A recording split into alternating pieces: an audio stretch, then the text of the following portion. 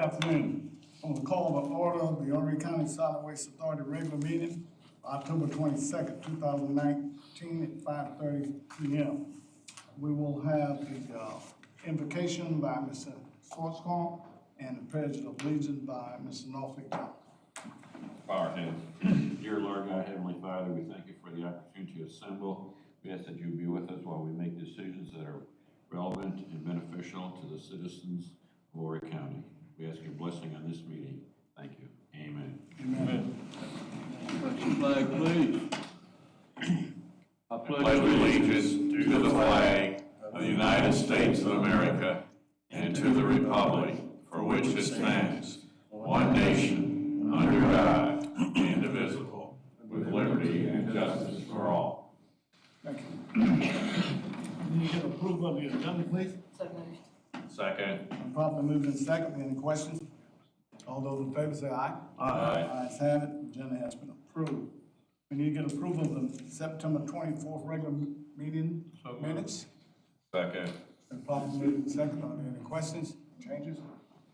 All those in favor, let it be known by saying aye. Aye. And the minutes have been approved.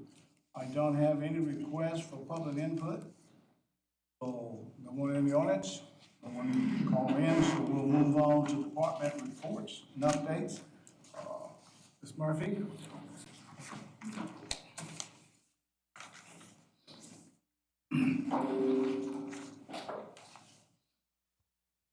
Good evening. Good afternoon. My report begins on page 12. I'm going to begin with an update on our fiscal year 2020 DHEC grant, in particular, the waste tire grant.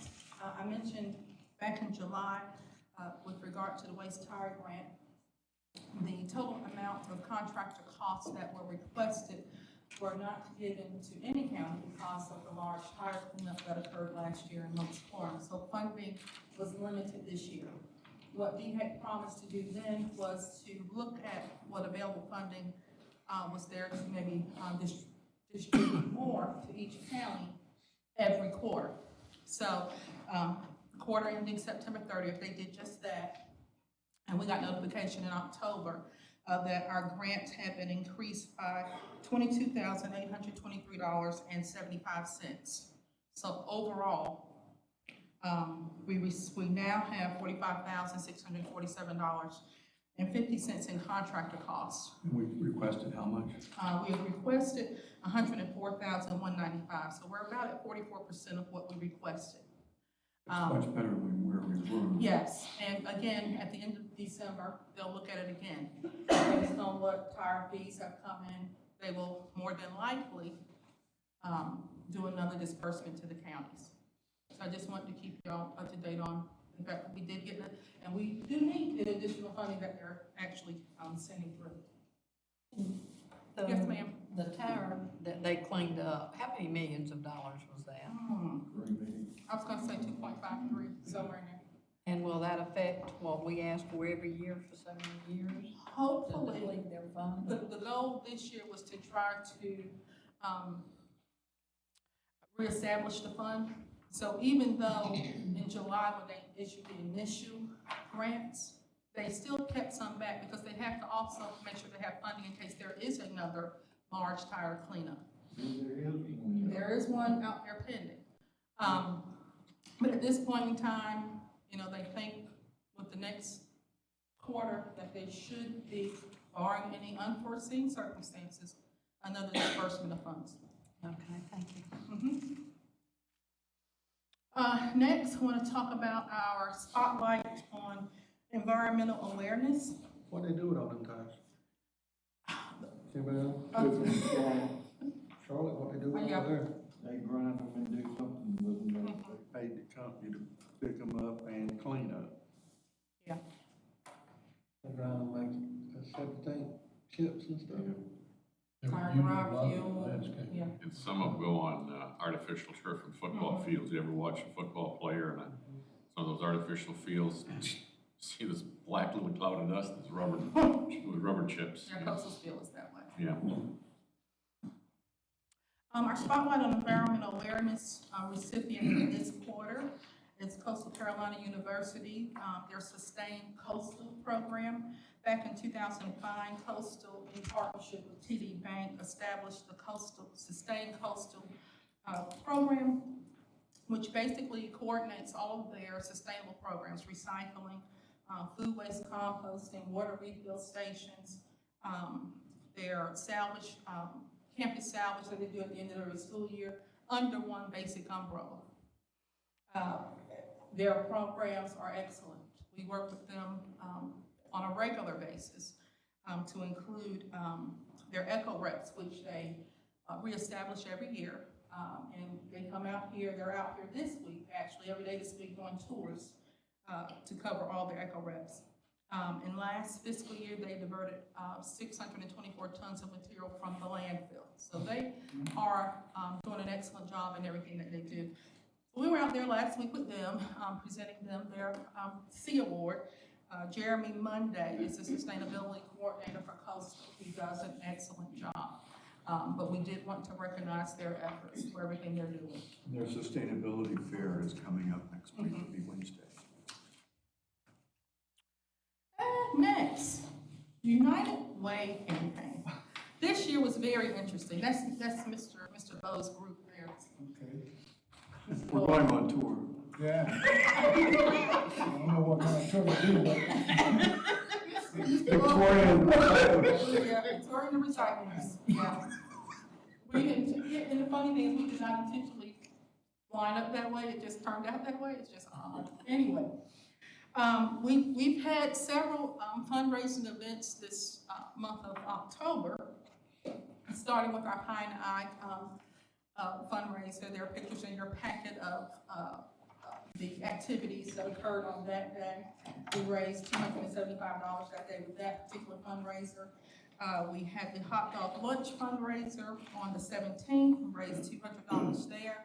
And then we did a 50-50 raffle, raised $102 total in the raffle, with $51 going to our winner, who was Nanette Powell. So what's it like getting a pie in your face? Ooh, afterwards you smell it for a long time. You know, Straight up your nose. and my thing is, I don't do whipped cream at all. So, yeah, Nanny said by the time we got home that night, we all smelled like little babies with rotten, spoiling milk on you. That part was no fun at all. It wasn't too bad though. Everybody, for the most part, was very gentle in doing their pie in someone's face, so we had a good time. It looks like a fun time. We really did.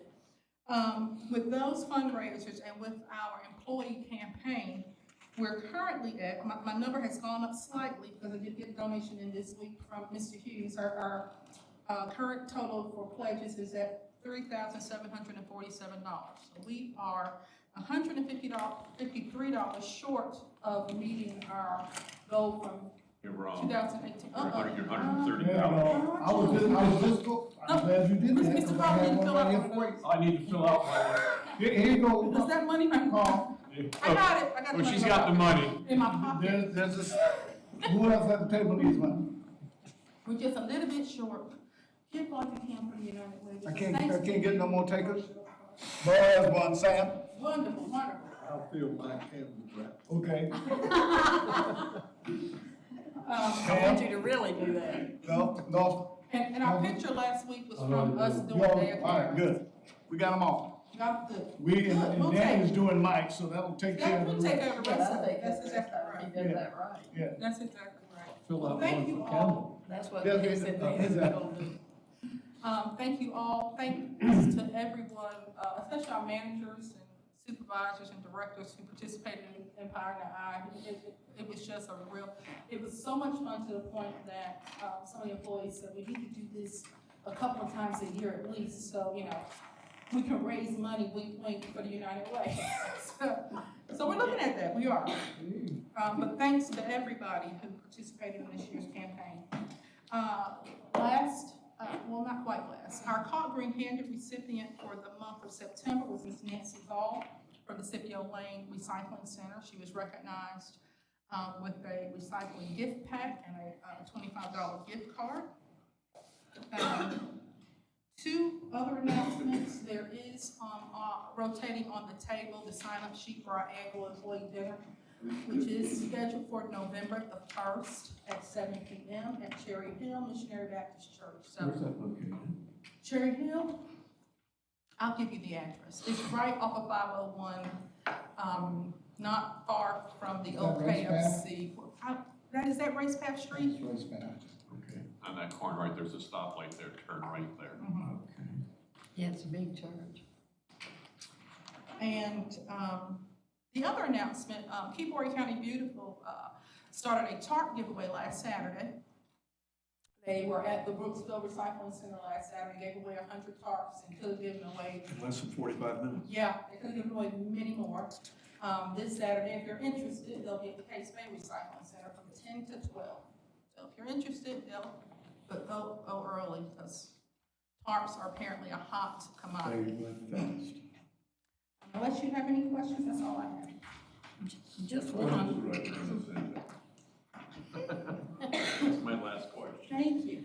That's not really a question. Those of us who recycle, I went to my recycling at Red Plum the other day and got out to start throwing everything in it. And when I started to do that, it was like this narrow. And I looked at it and kept looking at it. And finally, the man came over and he said, they pulled the wrong thing in. That's for cardboard. So you have to be real careful when you throw that. We do have those slip-ups every once in a while, yes. But the little window was. It was too- the yeah, cardboard small window, it wasn't the yeah. big one like you Yeah. throw all of that in. So he said, you need to be real careful. He said, things have been falling out. We try to rectify those as soon as we can, but yeah, it does sometimes happen. Thank y'all so much. Thank you. Jane, Finance and Administration. Good afternoon. How are you doing this afternoon? Financial reports begin on page 22. We are through the first 3 months of the year. As you can see, we should be at about 25% of budget.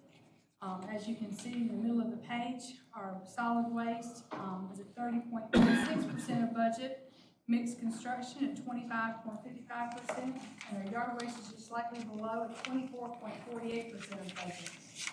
I went back and kind of took a look at where we were the same time last year. And last year, solid waste was like at 29%, mixed construction at 24%, and our yard waste at 25%. So we're right on track as to where we were last year. As you can see, our tipping fees overall, we're seeing a 4.79% increase over last year. And this time last year, we were only at a 0.42% increase. So we're definitely seeing an increase in our tipping fees, which is great over where we were last year this same time. As you can see, the recyclable sales are still running a little bit below at 20.38% of budget. And last year, this same time, they were at about 21% of budget. So we are kind of following the same pattern, same track. The C&D processing facility, as you can see, is saying 25.59 days of landfill airspace. Last year, this time, they'd only saved about 12.44, so we're up tremendously over last year at the same time. Doing a great job with that. And the same thing with the materials recycling facility in Collection Holland, 44.66, and last year we were only at about 17 days. So we're running well ahead, which is great. Over on page 24, if you look at the income statement, as you can see, we had revenue over expenses for the month of $298,832.19. And year to date, we're seeing revenue over expenses of $1,186,975.91. As you can see, our revenue continues to be a little bit above budget at 26.79%, and our expenses are still maintaining below at 22.8% of budget. Staff's continuing to watch their expenses very closely. I'm going to take a look over on page 32 on the C&D recycling facility. As you can see, like I said, they continue to take more and more material over there. Did you watch that? They're averaging about, for the first 3 months of the year, they're averaging about 1,363 tons that they're taking over there. And that is an increase of about 200 tons from last year this same time. Last year, their average was about 1,100 tons. So they're doing a good job of sending more material and processing more material over there. I'd be happy to answer any questions you may have. All right, thank you. Thank you. Coming down to operations. Afternoon. Um, We've got a video to show here of a film. And what we're looking at here is where our solid waste deal is. They're over kind of almost midway to screen there. And what the plan is to take these short runs up to the toe of the next berm up and tie in and then go in lifts all until we get all the way down to the end. And that kind of shows a screenshot of the C&D on the left and then the solid waste pad on the right, where we're currently at.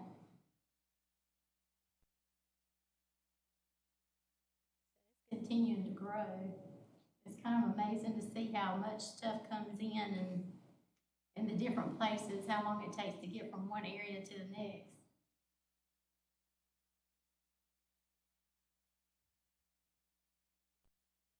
You are keeping it neat. it is clean, isn't it? I'm telling you, Yeah. I'm impressed. These video records are gonna be really terrific in the future, where we can go back and compare where we were. To see in the corner there where that lift is, Mike explained that it was coming up to the toe of where you see that green, where that berm is.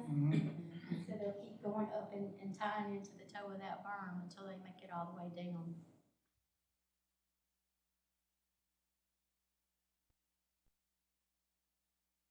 But it gives a really good view of how things are laid out and the direction they're going in. It makes it easy to understand.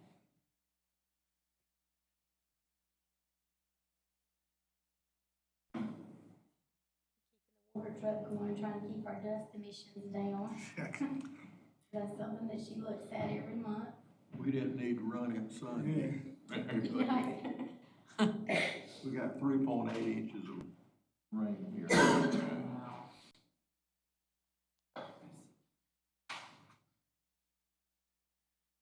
A couple of things to talk about with respect to the MRF pricing.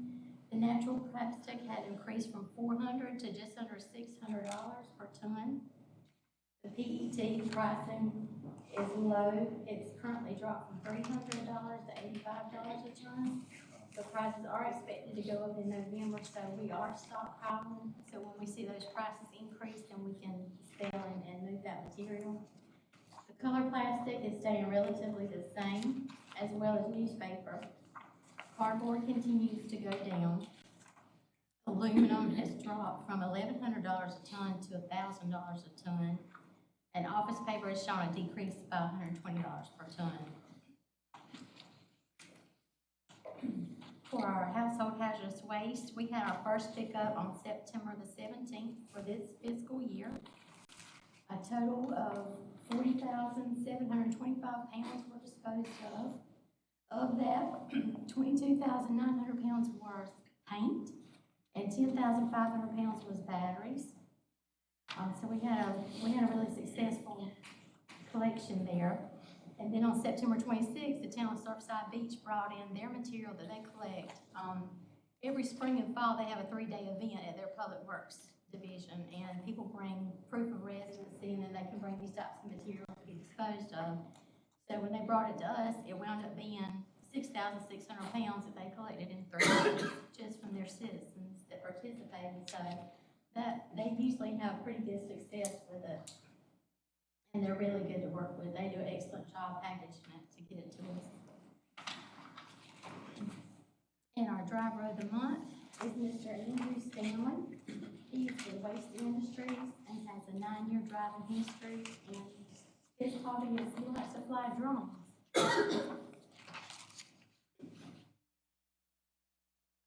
Are there any questions on any of this? Thank you. Just want to make a Yes, sir. report that on November 8th, the county's going to have a countywide cleanup. It's going to be focused on cleaning up debris out of waterways. And the county's been working very closely with Rodney on coordinating where that waste will end up. So just wanted to announce during your presentation, that's something we're going to be reporting on next month. But that should be a terrific opportunity for people to pitch in and help. There was one last fall up in Nichols, and it was very successful. And the governor will be here for this. It's going to be a big event. November 8th is the date. There'll be two key areas in Horry we'll be concentrating on. One is Bucksport, and the other is Peachtree Boat Landing under the 544 Throwkill Bridge. Any other questions?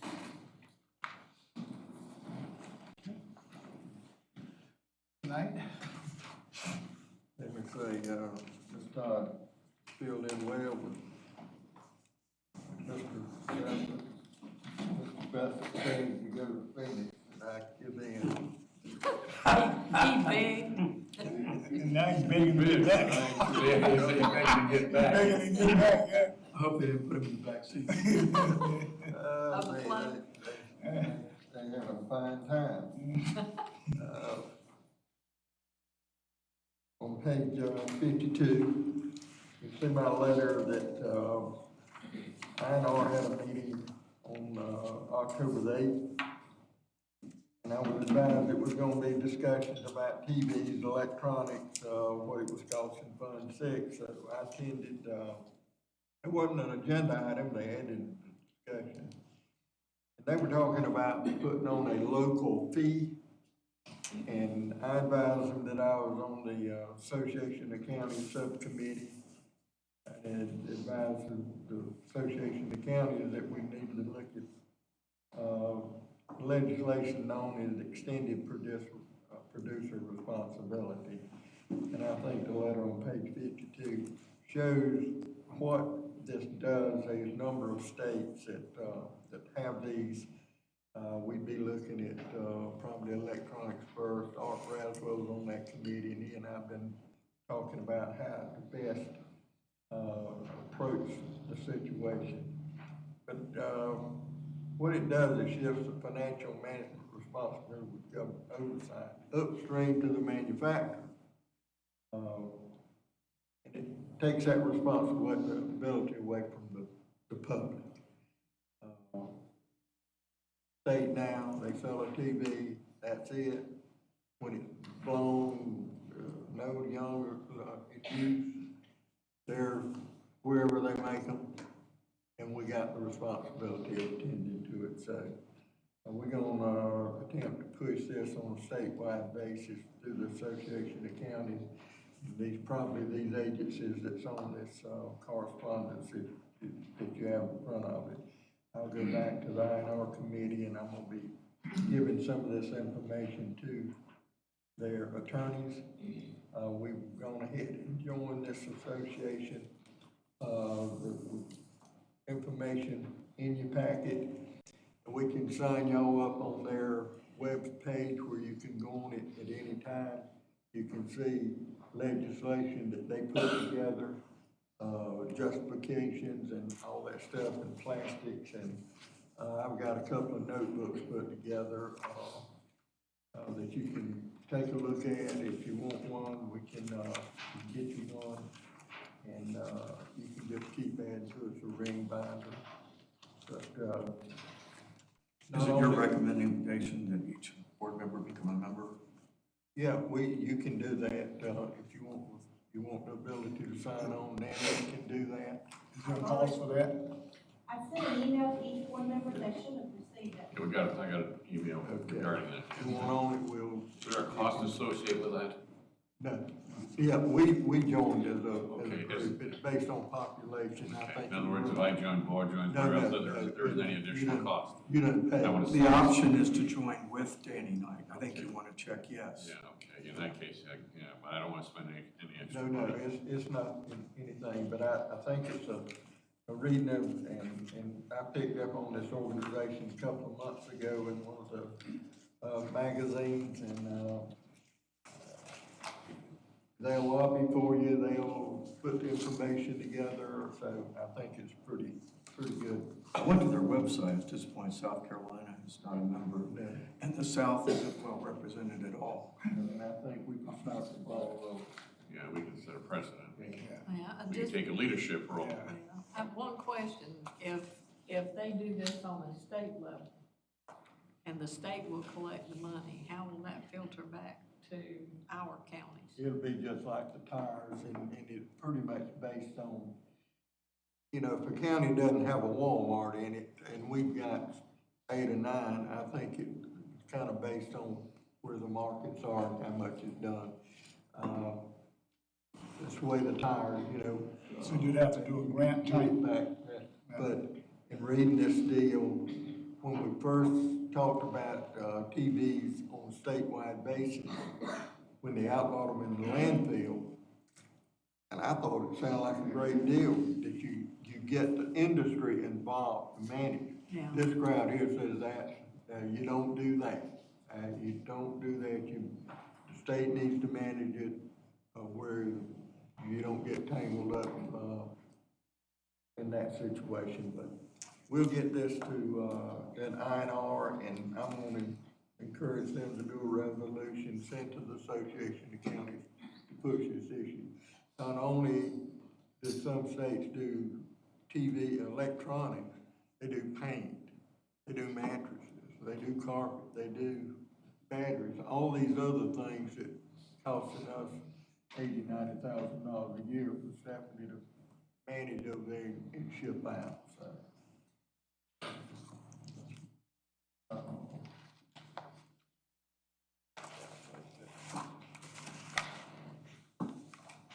That's it. I do wanna add talk to you a little bit at roundtable about vacation guidelines and stuff like that, but, we'll get there. Roundtable, Senate subcommittee met today on House Bill 4152, and that's where the American Chemical Association is trying to get a law passed to where it takes DHEC out of the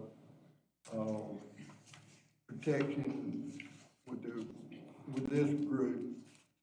It's just will fall under EPA, and I gave you the minutes pretty much. Patty was there. She sent these notes to us, but it was a statement on y'all get together and bring back a recommendation. It wasn't that good a statement. It was, chairman said, this has been nothing but a sideshow. Y'all need to get together and bring back something to satisfy us to get this thing rolling on. So, I mean, DHEC says you've got the capabilities under present law to permit paralysis. And Shane Martin said, well, why do we need to change it if nobody's even asked for a permit yet? Which was a very good point, but we'll keep up with this thing in the future. I think they're gonna push to try to get it to the full committee in November. But Shane was shaking his head like he didn't think he was gonna get there, so we'll see. That's pretty much till we get the round table. Question for Dan? Okay. Oh, yeah. Oh, okay. Yesterday, the group in Florence that we gave the grant to had their ribbon cutting, and I went up. They had over 50 people there. I was totally amazed. Now, this shed here was in Conway at the farmer's market, and Clemson gave that to them.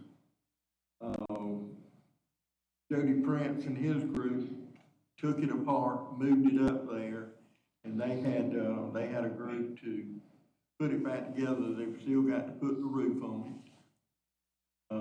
In the background, you'll see their composting bins. These raised beds, ORI Telephone built them in Conway and trucked them up there and set them up, and they got sprinkler system, water system in them. Greenhouse is operational. You see this getting his heat put together. They got ventilation, got fans going now.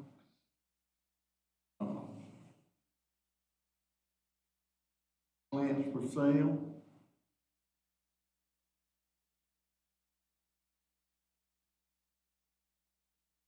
these buildings were just dilapidated, falling down. So they've just done a great job. It's a former Clarity Nursery site? Yes, sir. Okay, yeah, When I was up there 4 months ago, they had this wall up, some grass out. But they have just, it looks great. It really is. They're shooting to have, maybe about 10 restaurants on food collection. And they're gonna do, the composting on site. And,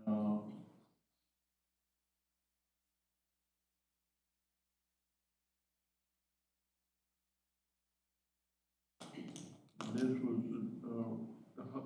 Mr. Holt that came and presented to you, and had his son with it who's in the program.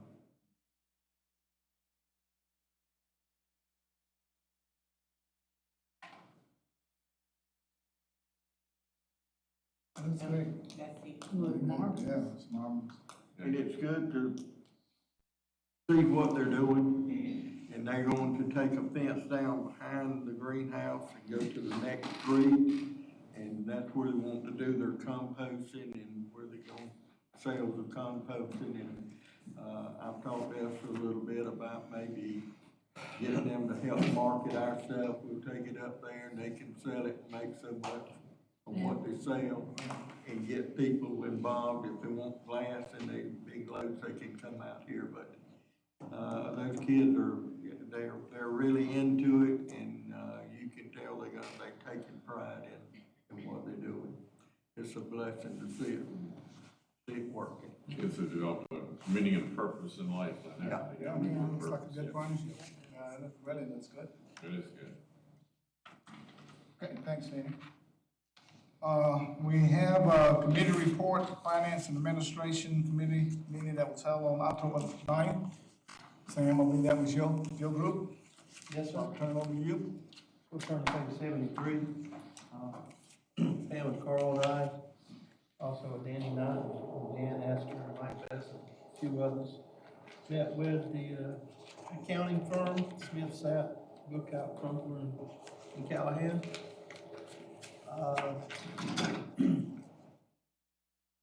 Went through all the total assets, and it said, like it says here on page 73, we went up 7% in total assets. Our total capital assets, we had a 1.1 million decrease. Our liabilities increased 5% to 33,926,000, and our net position amounted to 58,543,000. We went over all that, and at the end, Carl moved or recommended for the full board to adopt the fiscal year 2019 audit as prepared by auditors, seconded by Creech, and the motion was carried. The only thing that stood out in all that was the situation with the uncollateralized bank deposits. So we had a blemish on our record, and we asked Mr. Delcova, was that right? He indicated there was no other findings or warrant to issue a management letter. In closing, he stated it was a pleasure to work with us. He thought that our staff and everybody was most helpful. We asked about some other, as you can see here in the notes on page 75, we asked several other questions about procedures and protocol, how we can keep the miscollateralization from happening again. And I think that's where we're still at. Yeah, So we're bringing it to the board's attention in the notes. And what happened was, where's Jan? Jan? Can you come explain what happened, please? Yes, sir.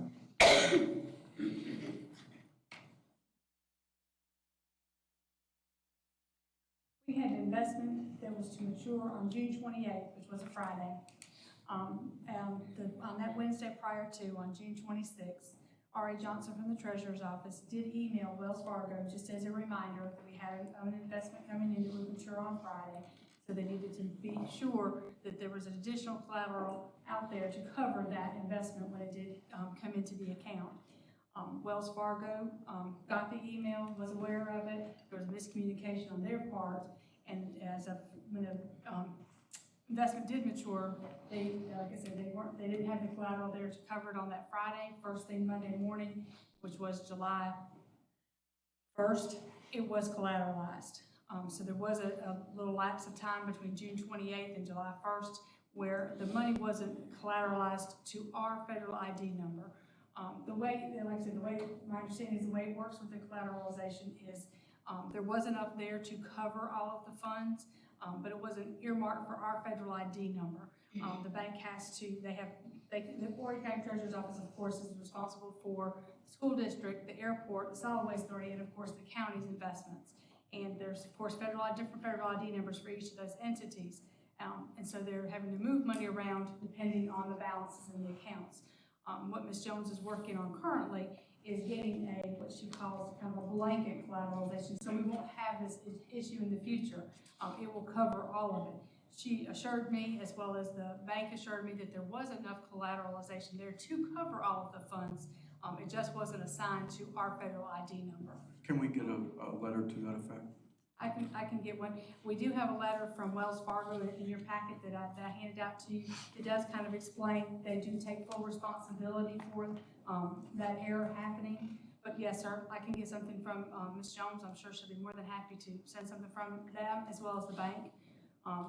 Letting us know that there was collateralization. It just wasn't earmarked for our federal ID. This is something that could occur at the end of business any day. Yes, sir. So this was a calamity of triple witching, if you will, because it's the end of the month, end of the quarter. It was on a Friday. Otherwise, the auditor wouldn't have caught it. Sir? Otherwise, the auditor wouldn't have caught it.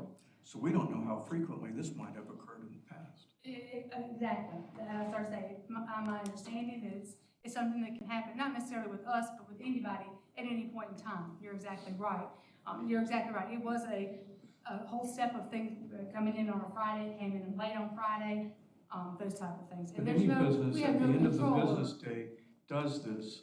Overnight funds are collateralized. That's what you do before you go home. Because there's always transactions that haven't yet hit the bank. You need to make sure that all those transactions are accounted for, so the money's there in the morning. Right.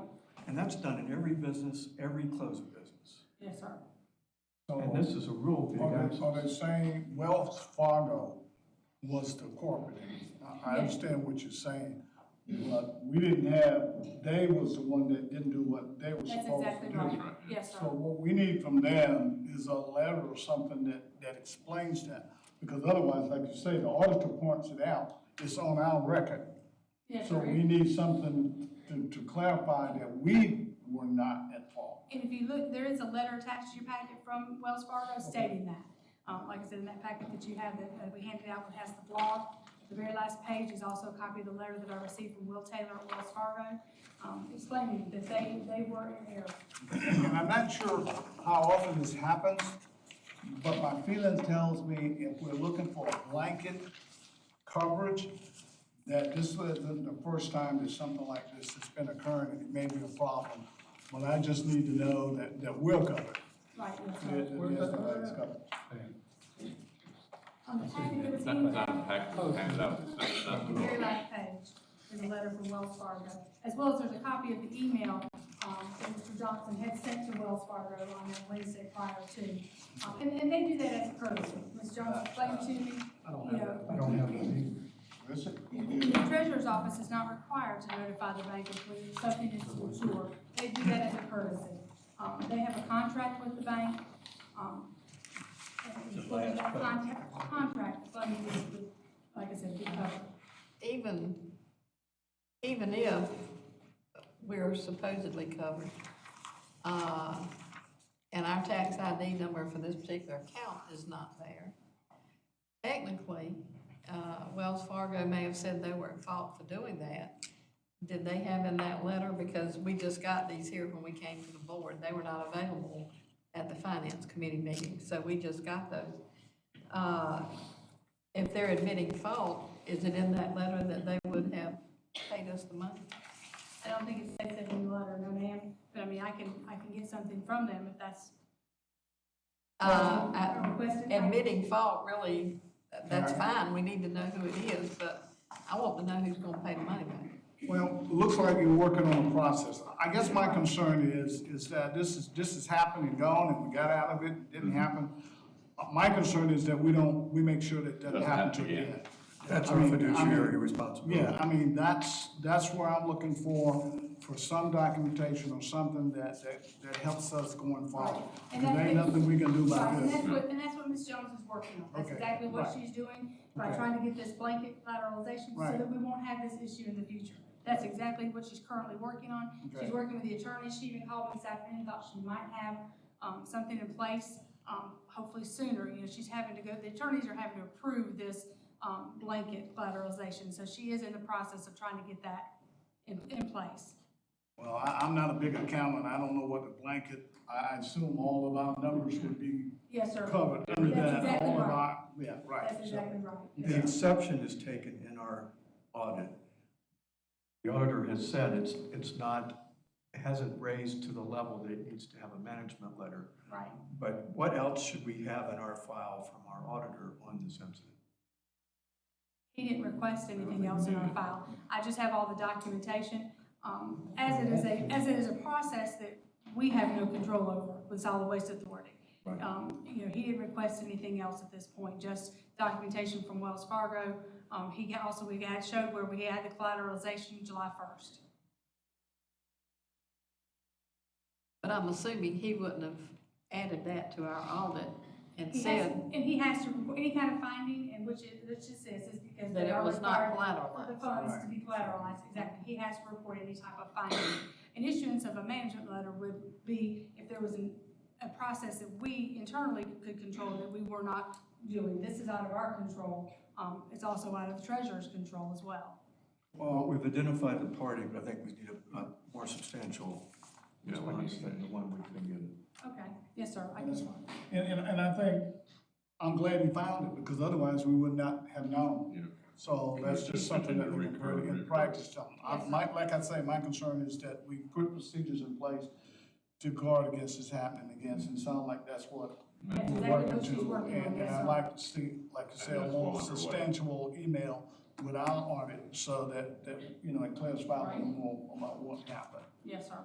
Are we concerned enough that, and I think in the letter there it said Jane had emailed them as well, but should we be concerned enough that when this stuff comes mature, that we're also covering ourselves by having Jan send over documentation that, hey, we got a note maturing in 5 days? That's something we want to look at adding our procedure. I know in our meeting we talked about it, and we got to hear about coming up with some type of procedure to cover the SWA. You know, right now, we're just at the hands of the treasurer and the bank, kind of, you know, hoping that one of them two cover it. You recommended 3 things to be done. And I think all 3 of those do need to be done, just so that we know and are on top of it. I thought they were 3 great things that you came up with in our meeting that we needed to do, so that we made everyone aware, and we knew when they were coming due, you would, and that you could interact with that and see that before it happened. I still think we need to do those 3 things. That's not a problem. I have a letter prepared. I wanted to, like I said, you know, see what the board's wishes were kind of at this point with better understanding of what they are in the process of doing. And, you know, with the understanding that there's nothing that they could have done any different as well. You know? What are we asking Jan to do now?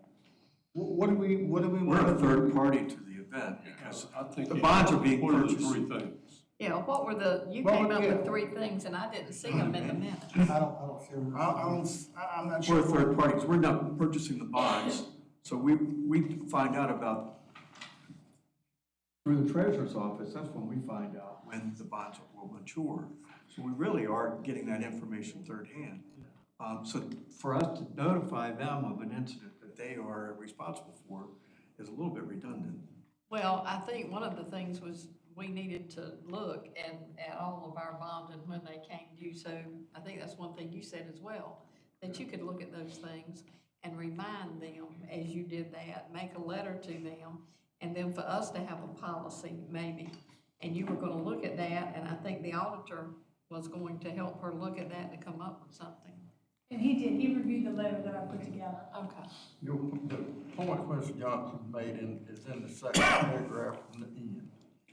Mr. Johnson advised that staff needed to confirm and make note of the auditor's findings on uncollateralized deposits. Set up procedures so the situation could not happen again and present staff's information to the treasurer's office.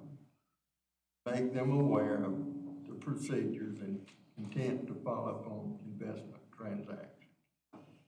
Now, I'm just saying right now, if the worst of the worst happens, the absolute worst of the worst, and we could sit here and say, okay, treasurer office, you were supposed to have this collateralized, and they could sit there and say, okay, Wells Fargo Bank, you're supposed to have this collateralized. Then they can all turn right back around at us and say, hey, you know, you kind of got some skin in this game too, because, you know, y'all had something being matured and y'all didn't help us, or, and I know they say we can't per se make any changes, like Mr. Bo says, we're a third party. Yeah, we are a third party, but we are party number one when we are responsible for the SWA's money. Yeah, we made the money, Even we though we saved it, passed we it gave off it to to them. somebody else, that's correct. So, I mean, a But simple we email. entrust them to handle it properly. And that trust has been abridged. So your recommendation is, from the trust standpoint, to do what? We Is need for, to have because something we more. can't do any, the treasurer does it. We need Right. something more affirming than to Wells Fargo, and I think to the question that Ms. Creech brought up earlier is, what would have happened to those funds? With FDIC not insuring it, I understand that, and we keep saying what would have happened. I guess my thing is, I'm looking at what are we putting in place? It sounds like the treasurer is working on something to put in place to keep it from happening again. And that's my concern. I'm not concerned. The auditor I don't wanna brought- shoot anyone. Yeah, the auditor brought it up, Yeah. The which treasurer's is working on a great. game plan, So- but we suggested having our staff work on a game plan as well. What we suggested in the meeting the other day. And so our game plan is to submit something to the treasurer. Yes. This is our procedures moving forward with our maturity deposits. How we going? Do you not know when our bonds are? Yes, sir.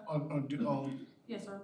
But Yes, even though you yes. know when they are matured, you don't transfer them or do anything with No, them. The treasurer still has to do that. Yes, So we already know that. So that's point number one. She knows that. Point number two is we can't do anything about that because the treasurer does that. Now, what else do we need to do? We just And need to our write bond word is- on the treasurer. would it not be something we should consider for several reasons? The fact that she is working to put a blanket coverage which will cover Right, everybody. If that happens, all this is Go- not it's a loophole, right. necessary. right. So, for the sake of, continuity, for the sake of,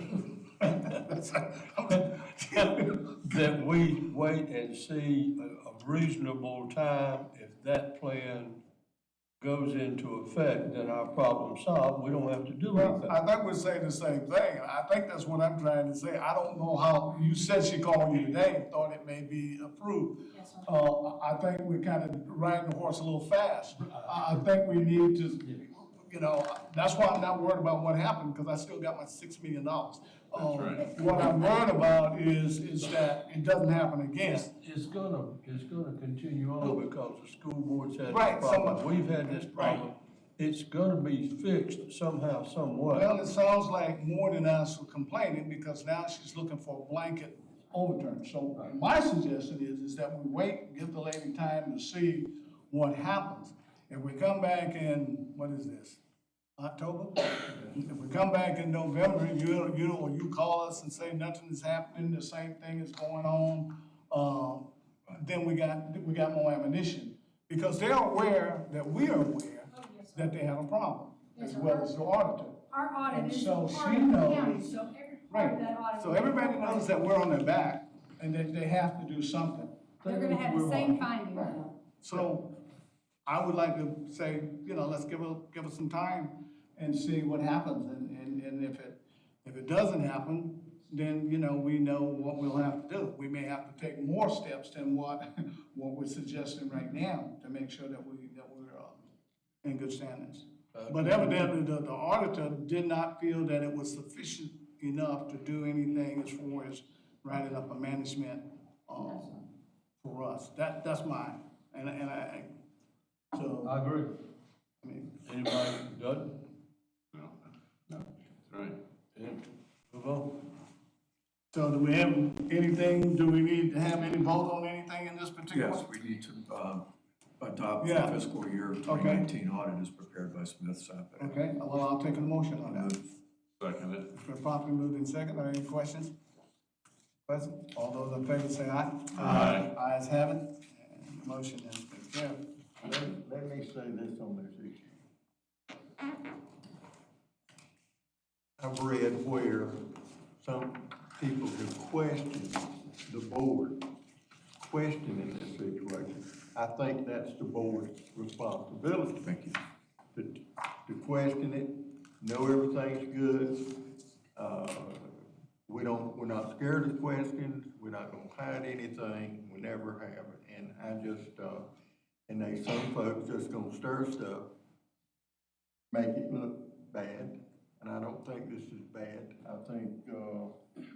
I think in her letters, she had said she has tried to do this blanket prior, and the attorneys have got to look at it and approve it. I think she can do it on her own and then say to heck with them, but I think she's trying to work through the system, and I have all the faith that she will, and we will, the next board meeting, I think we will have something in place. I do too, and I hope another board member won't say anything as ludicrous as I'm glad we didn't lose the money. Well, let me say, I thank the finance committee for what they did. And certainly Ms. Bam was taking the beating behind this, but I think it was a fair question. And any question that you don't have an answer to is not a stupid question. And maybe that's probably some of the problems we have in the county. Maybe people are not answering the questions that they need to ask. So I applaud her for continuing to ask those questions because it's a large sum of money and we know Wells Fargo track record. So I applaud her for asking that, and so, all of this stuff. Here's the thing, there's no win for us, because if she hadn't asked the question, then it would have been, they got an audit exception and nobody questioned it.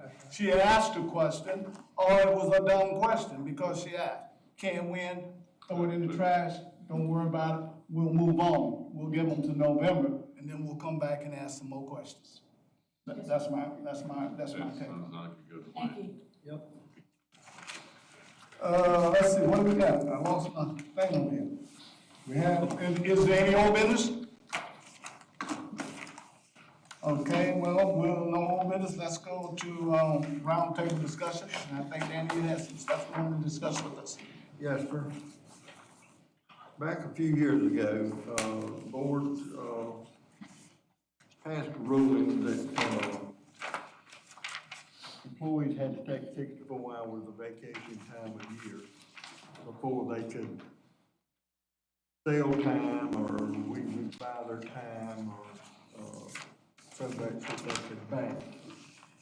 Well, we find ourselves in a situation where we need some of these employees that are gonna be mandated to take vacation time.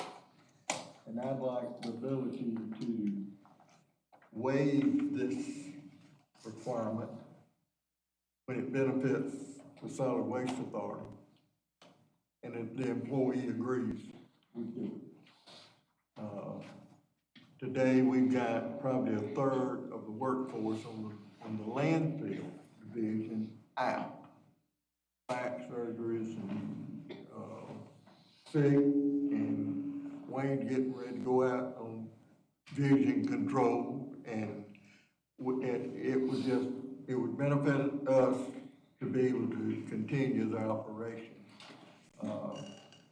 It's not gonna happen with everyone. It's gonna be happening in specific situations where we don't have anybody to fill in.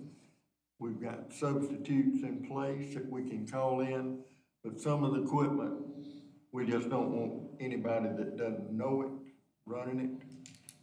They can tear up more in a jiffy than we could fix in a month. So, I'm just asking the ability to do that. I think that's just a board call on trusting Mr. Knight's ability to do his job, and I make a motion we accept that. Second. Question, would this, extend beyond one fiscal year? I mean, the whole idea is this to allow latitude for 1 year, right? This isn't something where they're going to consistently, accumulate vacation time. No, we'll get that straightened out. We'll buy their time if we have to. I don't want them to lose the time because we've said, you got to work. You got to take the 64 hours. It's to our benefit. One of the situations we got on the backside, we got 2 guys running that operation.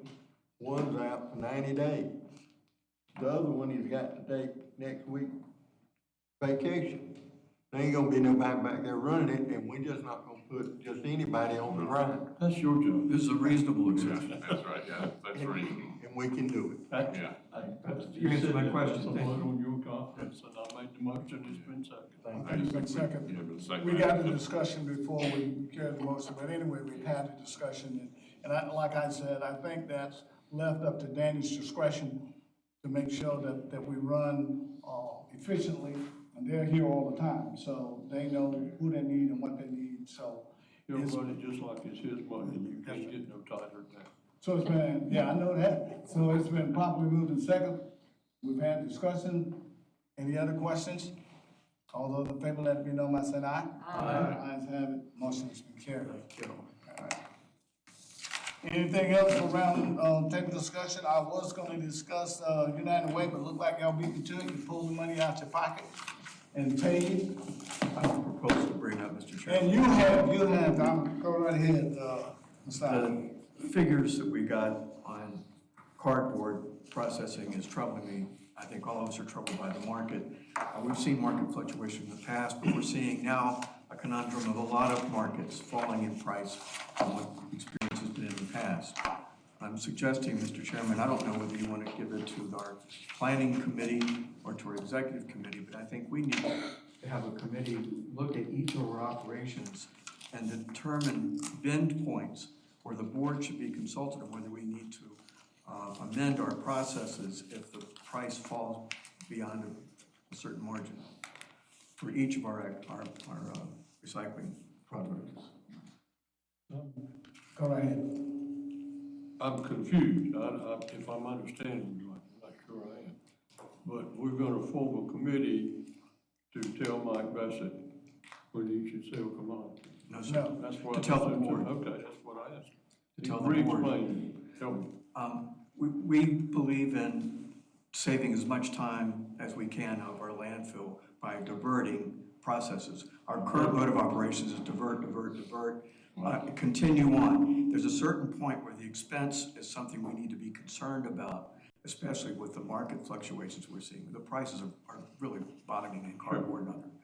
And I think we should look at bend points where the board ought to come in together and say, do we need to amend the process we're in here? Because the price is so low. Is staff doing that now?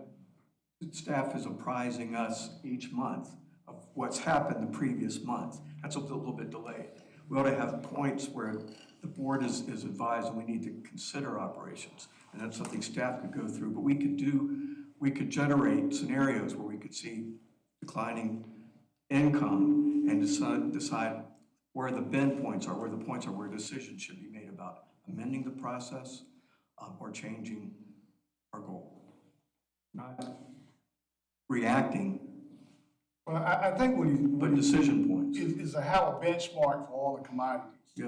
Right now, we're just full I tilt. thought the whole problem we have though is storage. We can't store it long enough to get to the higher benchmarks. put it in the Right. landfill. Well, and That's- here's the downside is, you make a benchmark, and you say, okay, we've reached that threshold, the price for cardboard is not economically feasible for it. What do we have to do with it? Well, it ends up out here in the landfill. So now you have to figure out which is more. Is it worth more taking a lower price over here, or losing land space room, is what I think he is saying, and is that we would have those up front, and that when we got to that point, then the board would make a decision as to whether or not we would continue to do that, sell that, store that, keep that, or whether or not we would just cease that operation and stick it in the The land. bed point would be where Mike would come just and say, our alternatives are three, and here they are. Right, Because we've reached that point you asked us to come to you with alternatives. right. The other part of that, and I think we need to know all of that, and that needs to be done. But the other part of that, and I guess that's why I would think I would like to see it be a whole board workshop, because I think the whole board needs to be involved, is because you have two other options. We can, if we think it's needed, build more storage. And we can decide to raise tipping fees that would cover those things and have that explanation as we do that. So I agree we need to have that, but the other two things need to be discussed. And instead of just having a committee meeting, the whole board's gonna have to vote on it. I'd rather have a whole board workshop, because we haven't raised tipping fees in 2 years. And the PFAS, the different things coming that we're gonna have to pay. I think the board needs to have that conversation in a workshop anyway. And we were told, we were asked, and we were advised by the cities not to wait on that. Yeah. Not to wait till they get a $7 increase, but to do it $1 or $2 at a time. Yeah. And we've talked about it several times, but we haven't done anything about it.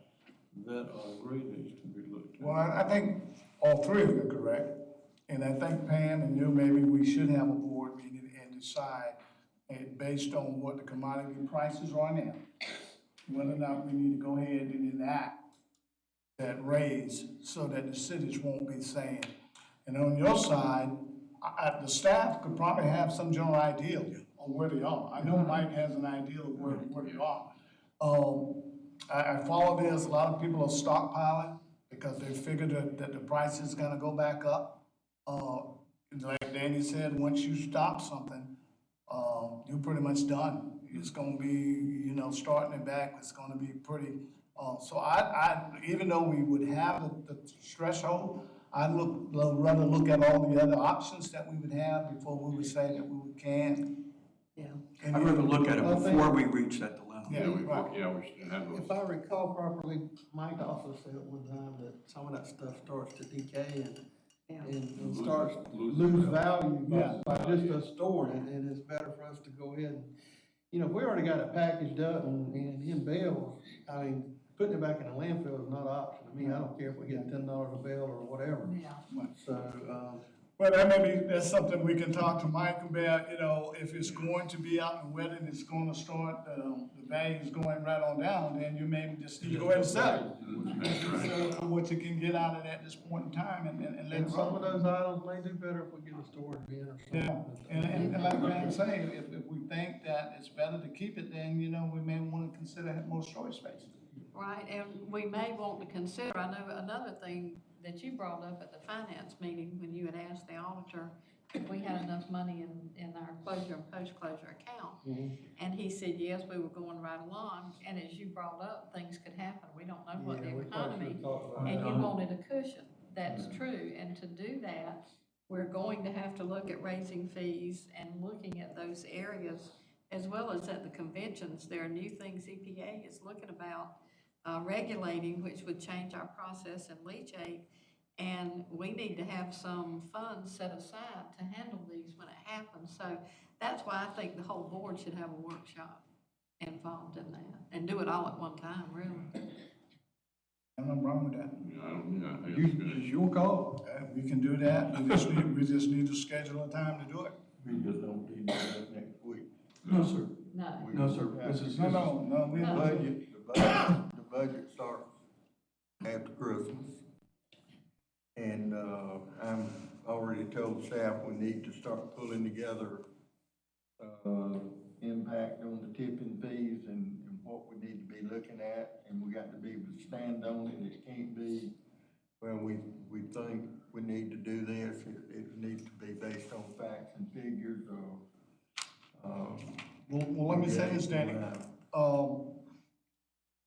We can give you time to put those facts and figures and numbers together, and then you tell us when you got that information, and then we'll schedule a board meeting at that time, And it because you're could absolutely be- right. It could be a pre-budget workshop on where we lay out everything, and then we talk about the different Okay. fees. And when I came, we did, call centers on all of our operation. We know how many people's working in the landfill, what that's costing, and you've heard us talk about when we were taking the Charleston stuff. More material that comes in is the less expense that you have. We know what the expenses are. And we thought with the staff wise, that instead of putting a tipping fee on it, the MERP is you just increase the tipping fee at the gate to offset the recycling cost. And then everybody that's generating garbage, the tourists and everybody is helping. They all pay, pay they all pay for it. recycling. I don't think the cities would want to see a tipping fee put on it, the MERP, rather No, than put one on it. And I also think to have the facts, all the ducks in a row, that says this is why we have to go, not just one thing, because the commodity market has dropped. Yeah. And you're trying to make it up over here. If you can give us a fact sheet, these costs are going up, we need this, we need that, we need this, then we have a whole ballpark. And recycling's costing Go with this. this, right. Everybody knows Yeah, and so. recycling costs money. This strengthens our budget preparation. Right, so you tell us when you let me know when you have it, and then we'll call Schedule meeting then. we'll call a committee meeting, a board meeting and discuss it, and we'll call it pre-budget, whatever. And when we was talking in the finance committee, and Art said, yeah, you're right on line. I didn't want anybody to think that we weren't looking at a tipping fee increase because of things that he doesn't know about. I don't wanna be on line with the post closure, I wanna be like 5% ahead, pick a percentage and say, we wanna be 5 or 10% ahead That's right. of our post closure rate. And Cause we don't know what's happening in the next 10, 15 years, and we have to accelerate everything. Our market changes drastically. Yeah, so why not amend something so we know we're not, leachate may change, the Right. groundwater may Yeah, change, so- test well may change, Yeah, we don't have any more other regulation coming down the stream, so. we're all in agreement with that. Sounds good to me. Anything else? Oh, that satisfied you? Absolutely. Okay. Pam? All right. Anything else, Sam? You good? you got the two major ones good, so we're good, right? All right. As long as it's all good. Yeah, Pam's gotta be good, because she's gonna be written up again, I'm sure. That's right, they're gonna talk trash about me. I always love to see my name in print. They don't know my name yet, so we're good. They will after I was tonight. truly hoping he was gonna be here tonight. Yeah, me too. I like to meet you guys. Thought you was gonna take him out. I thought maybe you can write something else about me. I like to Spell your name before you get off the air. I'll spell it backwards and see if you can figure it out. Anything else? That it? Move to I'll take a adjourn. motion then. So moved, All Demers. right, the motion Let's is go.